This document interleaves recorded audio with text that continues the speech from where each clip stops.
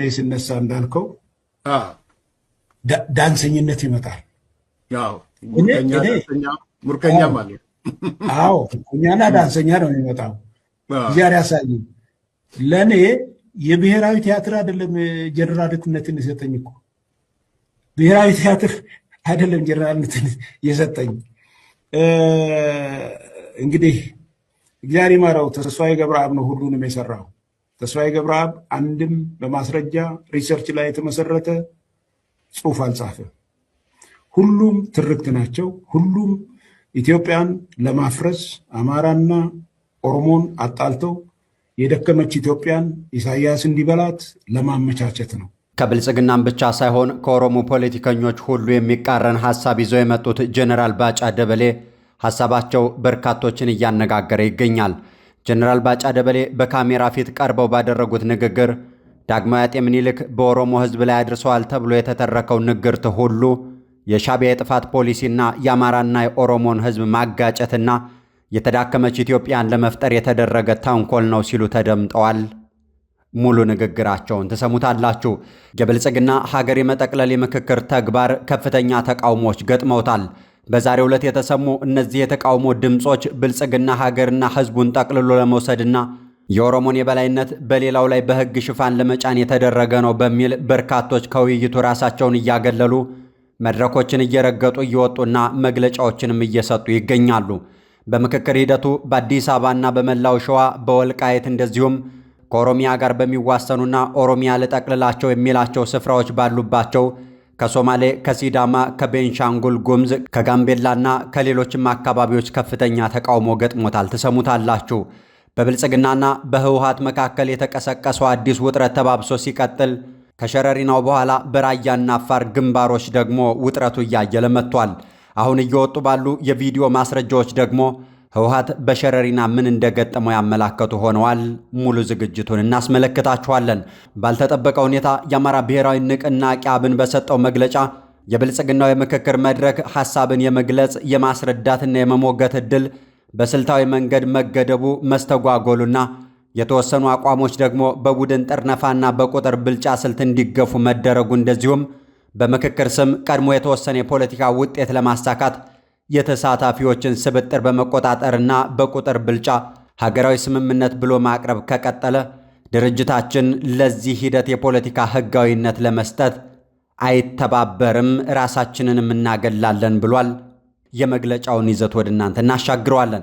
እናት ፓርቲ በበኩሉ ባወጣው የተቃውሞ መግለጫ ምክክሩ ኢትዮጵያን ለማጽናት ሳይሆን እንዳለፈው ጊዜ ስሁት ትርክትና ህገ መንግስታዊ መሰረት ያለው የጨቋኝ ተጨቋኝ ትርክት ብሎም ሁሉ ለኔ ብቻ ፍላጎት በአጠቃላይ ኢትዮጵያን እንደ ሀገርና ዋና መገለጫ ጌጦቿን ሁሉ ለድርድር ያቀረበ ነው። ይህ ደግሞ ፓርቲያችንና ሌሎች ተሳታፊዎች ከሂደቱ ራሳቸውን እንዲያገሉ እያስገደደ ይገኛል ሲል ገልጦታል።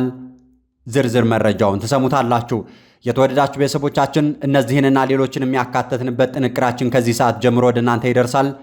አብራችሁን ሆናችሁ መረጃዎቹን ላይክና ሼር ቻናላችንንም ሰብስክራይብ እያደረጋችሁ ቤተሰባዊ ወዳጅነትን መሰረት ዘንድ እንጠይቃችኋለን። መልካም ጊዜ እንመኝላችኋለን።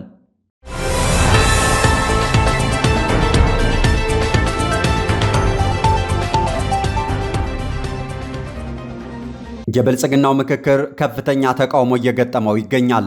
ብልጽግና በኦነግ የሁለት ትውልዶች የመሰልቀጥ ፖለቲካ ተቃኝቶ ሀገሪቱን በብቸኝነት ጠቅልሎ ሕጋዊ ሰነድ ላይ ለማሳረፍ ባቋቋመው ምክክር ኮሚሽን ተግባር ላይ ከፍተኛ ተቃውሞ እየተነሳበት ይገኛል። በዛሬው ዕለት ብቻ የተሰሙ ወደ ደርዘን የሚጠጉ ተቋማት የቡድኖችና የግለሰቦች ተቃውሞዎች የብልጽግናን አገዛዝ የመሰልቀጥ ሂደት ብቻም ሳይሆን የሥርዓታዊ ፍርሰት ፍርሃትም በብልጽግና ላይ ፈጥረውበት ይገኛሉ። በምክክር ሂደቱ ከተነሱ ተቃውሞዎች መካከል ቁጥራቸው የሚያይለው በተወያዮች የተነሱ ሲሆን የአማራ ብሔራዊ ንቅናቄ አብንና እናት ፓርቲዎች ደግሞ ምክክሩ ሀገርና ሕዝብን ለመዋጥና ለመሰልቀጥ የሚደረግ የተረኞች ማስፈጸሚያ የሚደረግ ከሆነ ጥለው እንደሚወጡና የተቻላቸውን ፖለቲካዊ እርምጃ ሁሉ እንደሚወስዱ ባወጡት መግለጫ ላይ አስታውቀዋል።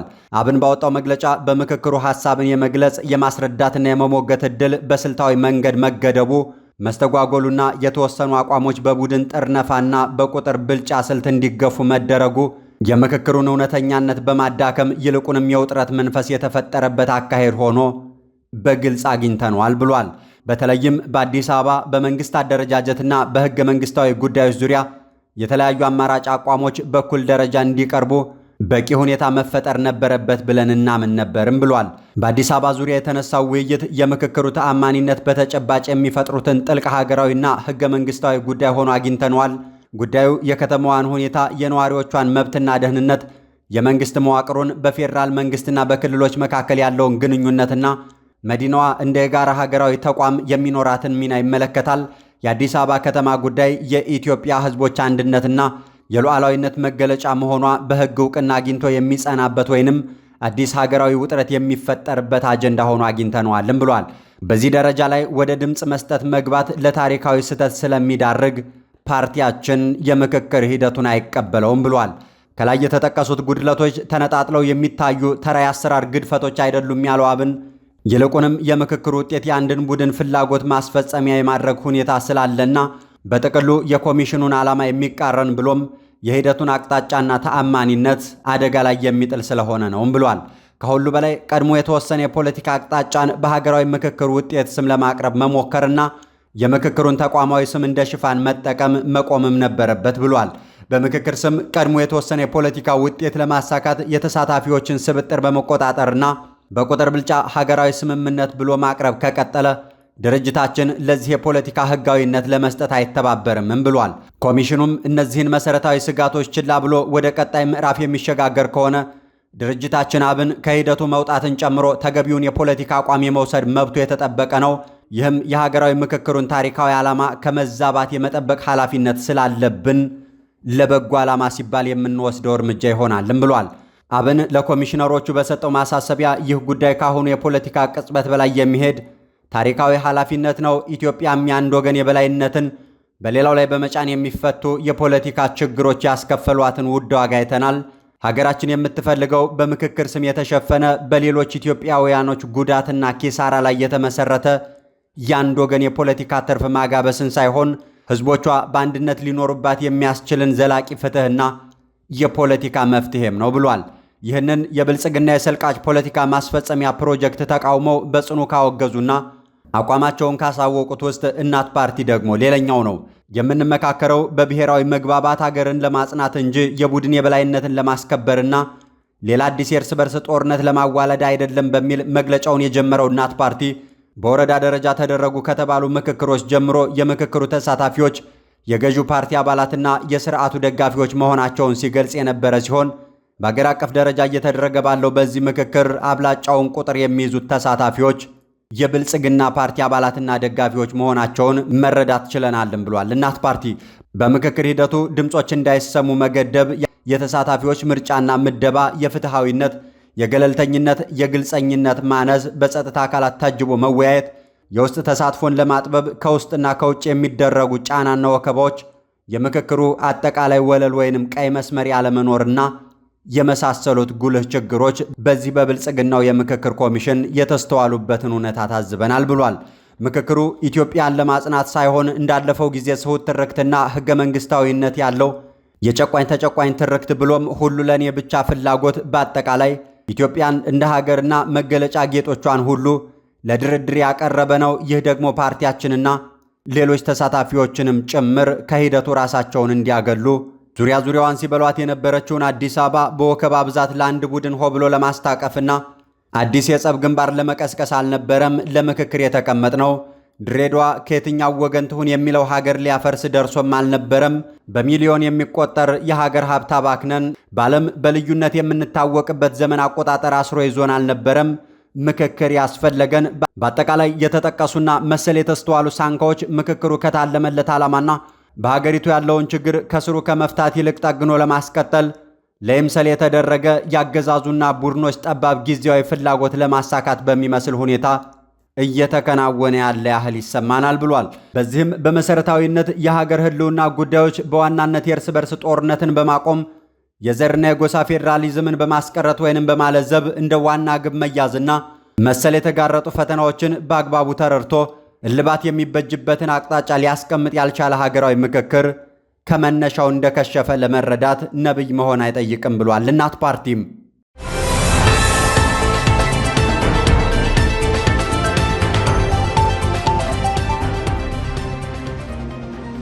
በሌላኛው መረጃችን ስንቀጥል የብልጽግናው ሹማምንት ሰሞነኛ መቅበዝበዝ ብዙ ፖለቲካዊ ተጠይቆችን የሚያስነሳ ሆኗል። በመላ ሀገሪቱ ከተቀሰቀሰበት የጦርነት እሳት ባሻገር በምክክር ስም በሚያደርገው የሰልቃጭ ፖለቲካ አጀንዳውም ከፍተኛ ተቃውሞ የገጠመው ብልጽግና በርካታ አመራሮቹን ለሚዲያ ፕሮፓጋንዳ ጥዷቸው እየተስተዋለ ይገኛል። ከነዚህ ሹማምንት አንዱ የሆኑት ጀነራል ባጫ ደበሌ ይዘውት የመጡት ፖለቲካ ግን በብልጽግና ብቻም ሳይሆን በበርካታ የኦሮሞ አክራሪ ፖለቲከኞች ዘንድ የሚያስተቻቸው ጉዳይ ሆኗል። ተስፋዬ ገብረአብ የተባለው ያኖሌ ስሁት ትርክት ደራሲ የጻፈው ድርሰት የአማራና የኦሮሞን ሕዝብ ለማባላት የተጻፈ የሐሰት ትርክትና የሻዕቢያ የጥፋት ፕሮጀክት ነው ያሉት ጀነራል ባጫ ደበሌ እኔንም ያለ ስራ እስክስተኛና ምርኮኛ ነው ያለኝ ይሄው ተስፋዬ ገብረአብ የተባለው የሐሰት ደራሲ ነው ሲሉ ተደምጠዋል። ለኔ ሲነሳ እንዳልከው ዳንሰኝነት ይመጣል። ያው ሙርከኛ ማለት አዎ እኛና ዳንሰኛ ነው የሚመጣው።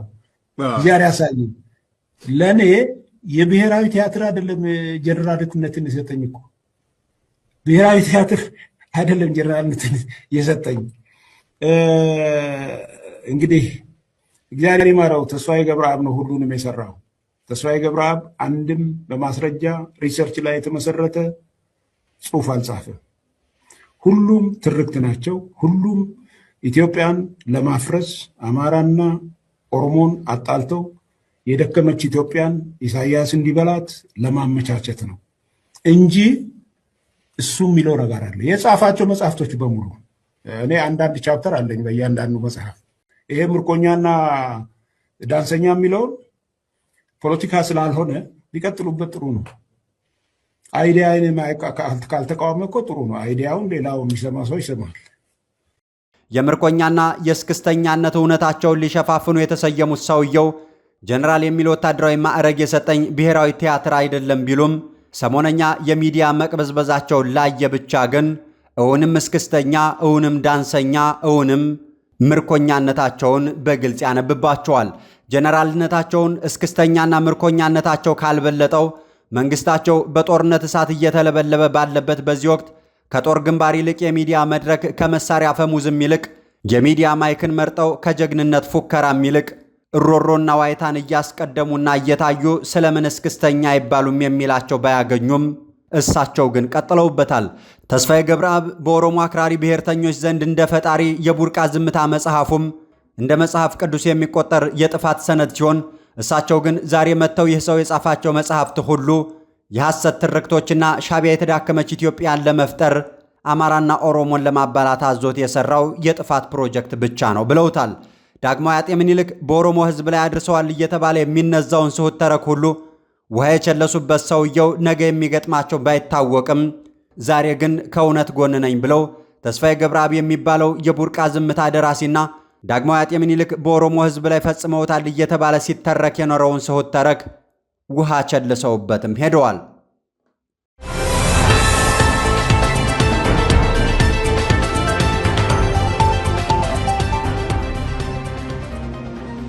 تفاصيل المواجهات المسلحة الأخيرة مع جبهة تجراي بمنطقة شرارينا قرب الحدود الأثيوبية السودانية. በሌላኛው መረጃችን ስንቀጥል ውጥረት በነገሰበት የህወሓትና የብልጽግና ጦርነት ዋዜማ የሰራዊት ስለፋ፣ የከባድ መሳሪያ ጥቃትና የሙሉ ጦርነት ዝግጅት በበርካታ አካባቢዎች ላይ ተባብሶ ቀጥሏል። ከሰሞኑ የራያና የአፋር መስመሮችን እንደማደናገሪያ ይዞ ከፍተኛ የመሳሪያና የሰራዊት እንቅስቃሴ በማድረግ የወልቃይትን መስመር በሸረሪና በኩል መቆጣጠርን ዓላማ አድርጎ የህወሓት ቡድን ከፍተኛ ዝግጅት ላይ ነበር። በተመሳሳይ ወልቃይት በህወሓት ከተያዘ ስልጣኑ የሚያሰጋው የብልጽግናው ቡድን በበኩሉ የህወሓት ኃይል ላይ በከፈተው ከፍተኛና ድንገተኛ ጥቃት ድል ቀንቶትም እየቦረቀ ይገኛል። የወጡ የምስል ማስረጃዎች እንደሚያሳዩት የህወሓት ኃይል በግብር ልጁ ብልጽግና በደረሰበት ጥቃት ከፍተኛ ሰራዊት እንደተማረከበት፣ እንደተመታበትና ከፍተኛ የመሳሪያ ዴፖዎችና ክምችቶቹ በቁጥጥር ስር ውለው እንደተዘረፉበትም ታይቷል። እነዚህ አማራን እኩል የሚጠሉ እኩል የሚያጠቁና የሚያሳድዱ አባትና ልጆች ዛሬ ጊዜው ሆነና እርስ በርሳቸው እየተባሉ ይገኛሉ። ስሜ ምራህፍቲ ይባሃል። ኩለ ሰራዊት ሓወልቲ ይባሃል። ረጅመ 131 13 ይባሃል። ጦርነት ከቢድ ያነ መቼም አይፈልጠን ይራ አልዓን ይራ ተገዲደ መጽንበር ህመይ መኻን ሆናታት ሳይፈልጠን ይራ አሁን ይህን በፍጥነት ውጊያ የመጀመር ፍላጎታቸውን በሸረሪና ጥቃት ያጡት የህወሓት ኃይሎች የጦርነት መጀመር አለመጀመር ይሁንታና ፍላጎቱ በብልጽግና እንዲወሰድባቸው ሆነዋል። ሆኖም በራያ ግንባር ያለው የጦርነቱ ዋዜማና ውጥረት ግን አሁንም በሁለቱም ኃይሎች በኩል በከፍተኛ ሁኔታ ተጠናክሮ ቀጥሏል። የተወደዳችሁ ቤተሰቦቻችን ለሰዓቱ ጥንቅራችን ያዘላችሁ መረጃዎች እነዚህ ነበሩ። ስለ አብሮነት ቆይታችሁ እናመሰግናችኋለን። መልካም ጊዜ እንመኝላችኋለን።